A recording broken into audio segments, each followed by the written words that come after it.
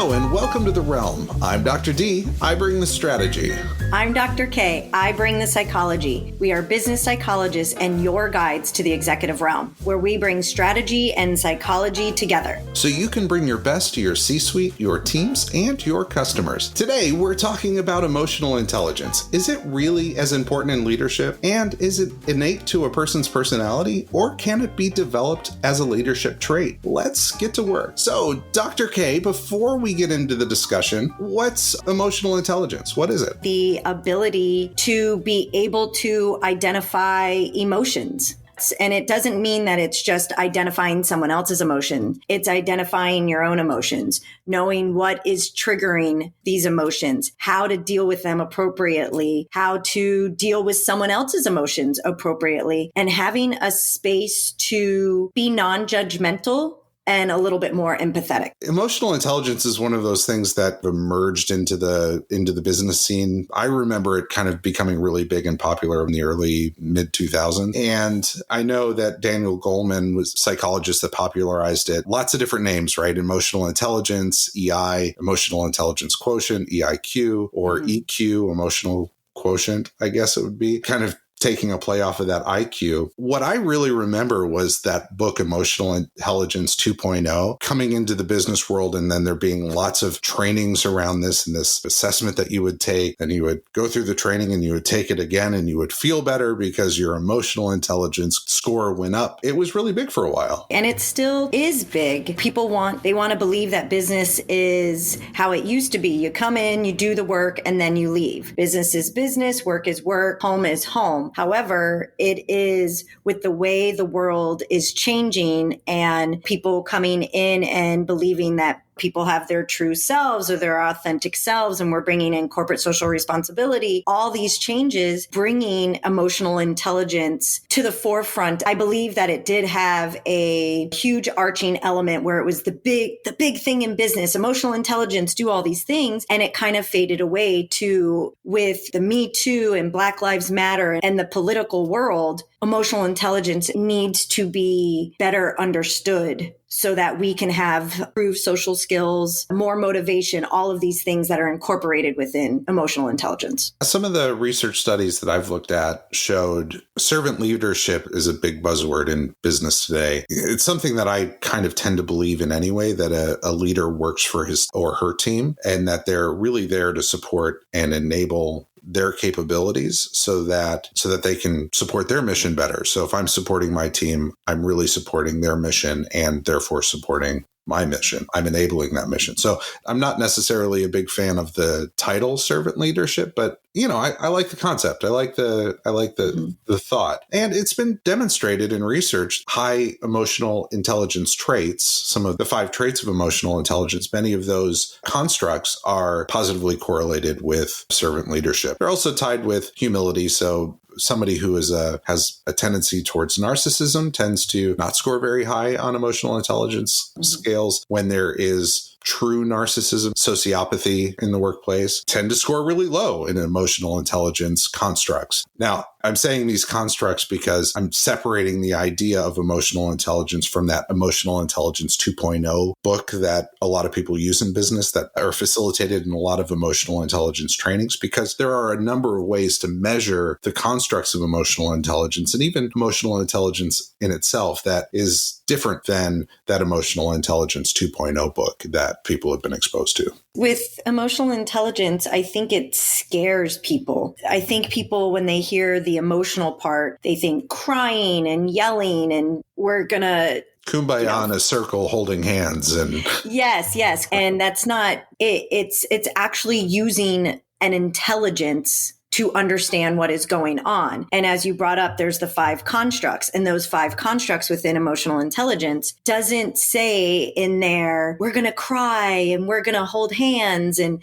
that's not what it's saying. It's being aware. It's being able to control yourself, to motivate yourself. All these different things come in with emotional intelligence. My belief is if people can try to work on being less fearful around the word emotional, their ability, if they are not already having innate skills with emotional intelligence, their ability to improve their emotional intelligence will be so much easier if they can take away, get away from that fear or that uncomfortableness, the word emotional. Yeah, I think as people walk in, HR sets up an emotional intelligence training that everybody's required to go to. It can send this kind of cringy feeling of, oh no, what is this thing? Is it psychology du jour? What's on the menu this week? And a lot of eye rolling. Yeah, some eye rolling and people who don't really want to be touchy-feely at work. That sends the shiver of people are going to walk into the training very guarded. But when you really get underneath the hood, you talked about the 5 constructs, and those 5 constructs are really pretty rational when you think about it. There's your own self-awareness. How do you perceive your own emotions? Do you recognize your emotional state? Do you recognize the emotional state of people around you? Do you have the ability to self-regulate? If you get upset about something, do you lash out immediately, or do you kind of hold it back and or do you just kind of let things roll off your back? There's the motivation. What motivates you at work? For me, that's called mission. We talk about mission all the time. Empathy, it's just the ability to recognize other people's emotions. And then social skills, do you apply that recognition of other people's emotions? It's reading the room and recognizing and responding appropriately. So when you think about the constructs in totality, that's pretty rational. It's just bundled in this phrase that can send people down the wrong mental path. Totally agree. I've worked with emotional intelligence just with clients, or at least their skills within it. Because clients will bring up, as you call it, the psychology du jour. They'll bring up, do I have the emotional intelligence, or I don't have it, and this, that. I bring up, well, do you recognize when someone's sad?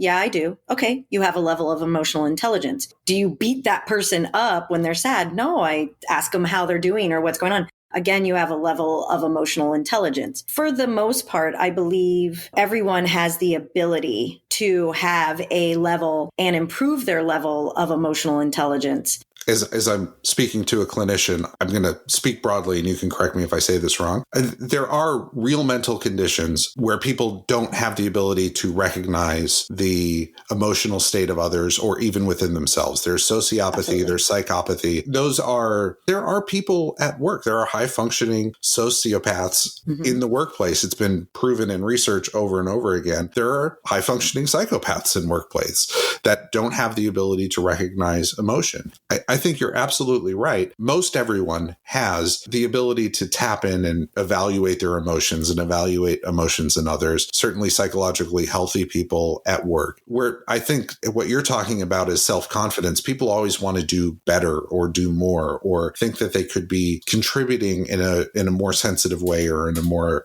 emotionally supportive way. And I think that's great. And I think that's what's really beneficial out of emotional intelligence research and training and environment that's created within an organization, is that you're really developing a common language to say, hey, you know what, I don't like the way you handled such and such. I wish you would have approached me or person X in a slightly more thoughtful way, maybe ask more questions, maybe asked how they were doing first before you jumped into what you were upset about, or, hey, did you recognize that you lashed out at that person? I think those kinds of conversations can be healthy and good. And what you can take away from emotional intelligence training is a common language to be able to approach those more sensitive types of issues. Absolutely. Because I know people, again, get nervous around emotional intelligence, bringing in psychology, what have you. It's what does a level of higher emotional intelligence bring to the table individually as well as for the organization? It's important for people to know that if you have, and it doesn't mean that you have to have this high level of EQ. It's just having improvement. As you talked about the 5 constructs, being more aware, your emotions, someone else's, being able to regulate the motivation and empathy.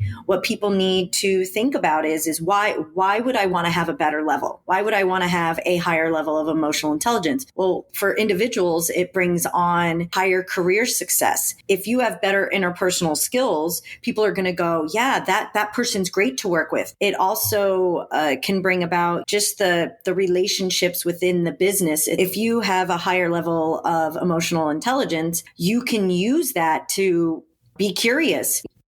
It's really about keeping your own cool when other people around them are losing theirs, and being able to manage other people's level of emotional investment to the benefit of the organization, whether that's cooling other people down, or if you're in a heated negotiation with another party, pushing the right buttons at the right time to maintain that advantage. But it all starts with this idea of maintaining a level of coolness, and that coolness, you have to be able to recognize when you're about to lose it or might be thinking about it in the wrong way. Or if somebody has pushed your button, can you step away from that and be able to evaluate, control, and then respond in a really productive, or maybe respond in a productive, unexpected way that might work to your advantage, might work to your benefit. Because there are people that out of emotion will try to push your buttons and get you as upset as they are about something. And it's important to respond appropriately. I think early on in my early exposure to emotional intelligence, I had that kind of similar reaction. Oh, is this going to be a touchy-feely thing? I wasn't really very well educated in it, hand-holding. I think where I have a challenge in business is that often these tools that are being introduced to people are being presented like, this is the thing that's going to fix our organization. You are going to be the most amazing leader ever. And I think the reality is emotional intelligence is just part of a larger leadership toolkit. You have to have strong analytical abilities. You have to have good practical skills. You have to be able to understand the context of the world around you in business. You have to have really solid decision-making capabilities. Emotional intelligence is just another arrow in the quiver of what good leaders could do. Having self-resilience and an awareness and being able to respond appropriately is a good thing. I think for me as well, the other challenge that I had with that EQ 2.0 or that emotional intelligence 2.0 is,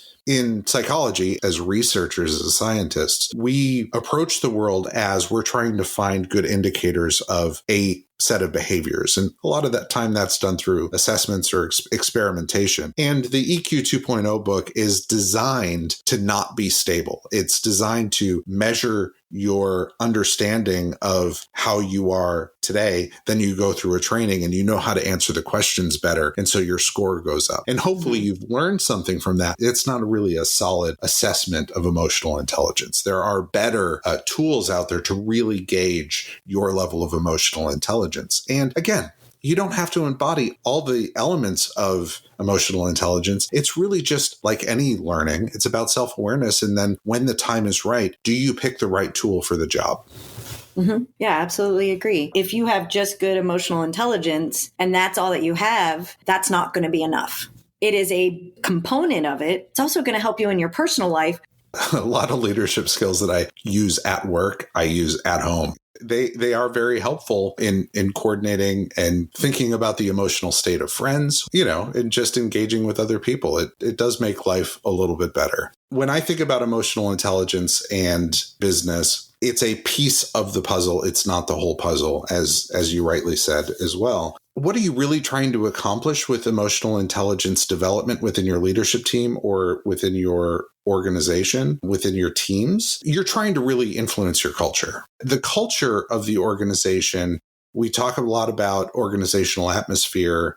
Organizational atmosphere is the kind of changing weather that you bring to the room when you walk in and you're hosting a meeting or having an interaction with people. It's how do you embody the culture and shape and frame the culture as you're interacting with people on a day-to-day basis. And so really with emotional intelligence, you're trying to influence the weather around you, the atmosphere around you in those interactions that you have. And if you embody those in the right way, you're really influencing the culture, you're shaping the culture. And if more people embody or create an atmosphere around them that is of similar mindset and is supportive and brings the right self-awareness and temperature checking and caring about others in their day-to-day interactions, then that shapes your culture in the bigger way. So really, it comes down to accountability. If everyone in your organization has adequate emotional intelligence, and then you have one grumbler in the corner who is always negative and yelling at people and distracting from the culture, and you never hold that person accountable to the type of behavior that is expected within your culture, that person's reshaping your culture in the direction that you don't want it. So you need to correct that. Mm-hmm. Really, emotional intelligence gives you the tools and a framework for this element to be able to shape your culture in the way that you want it within your organization. And what would you say for people that might express that their emotional intelligence isn't that high?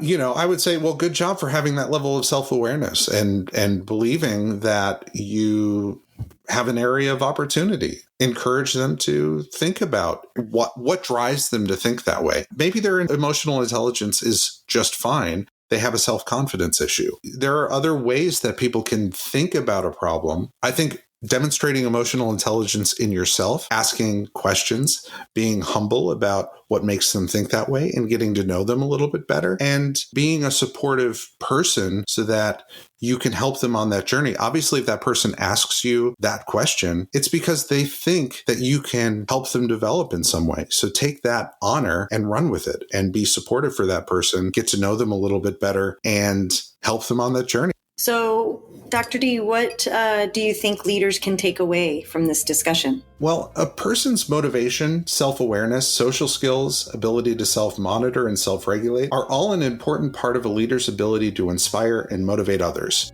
But it should be used in concert with other capabilities and other abilities necessary for capable leadership. Emotional intelligence is a good predictor of good leadership traits and employee commitment. Consider evaluating new hires, promotions, and leadership to understand current abilities and how this trait can shape organizational culture.